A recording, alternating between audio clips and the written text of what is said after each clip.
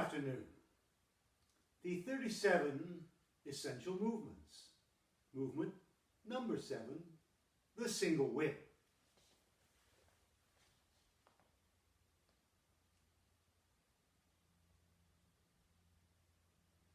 The single whip is an essential movement in all styles of Tai Chi Chuan, particularly in the Yang style. In the 108 movement sequence, it is performed 8 or 10 times, I believe, and is a fundamental movement. So we're going to explore it a little bit in detail. The posture is with the weight on the front, 2/3 of the weight towards the front.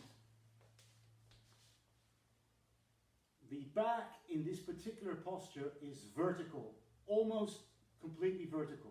Reason being that in terms of combat applications, this is for fending off 2 different opponents. One over here and another one over this direction. Okay, so the spine is straight, the body is straight, the weight is towards the front, and the arms are 90-degree relationship with each other, approximately. Okay, now we're going to have a look at this. This is the hook hand. The hook hand is composed in this manner. The 5 fingers.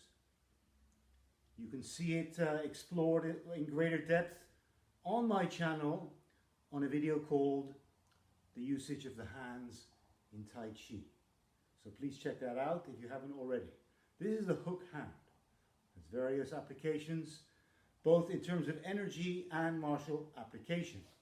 Now the leading hand is like this. The wrist sits. The wrist sits in space in this manner.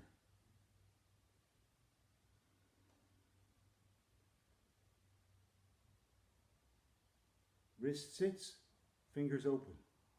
This is the guiding finger. Okay? Now, in terms of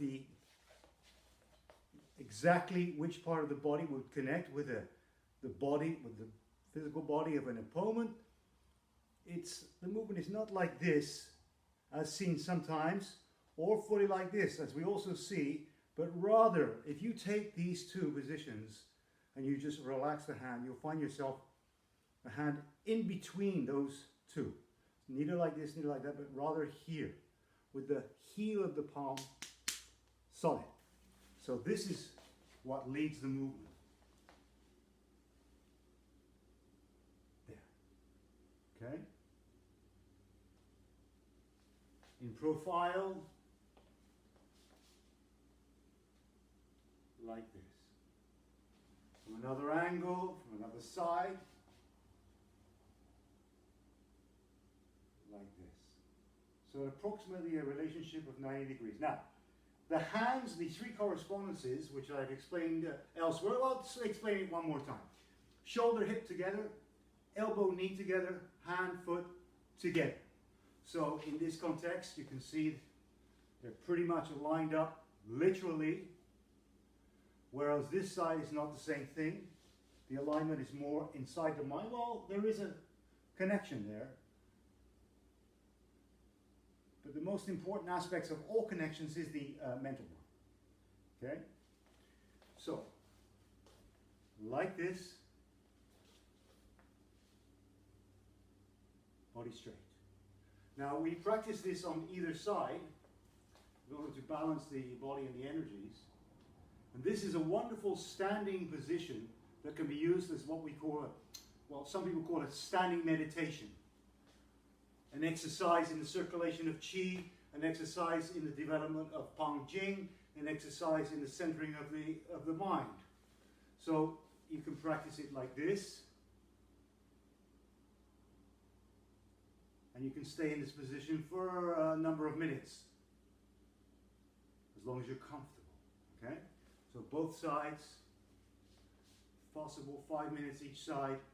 This will develop many different qualities in the body. So this is the single whip, and it has many, many uses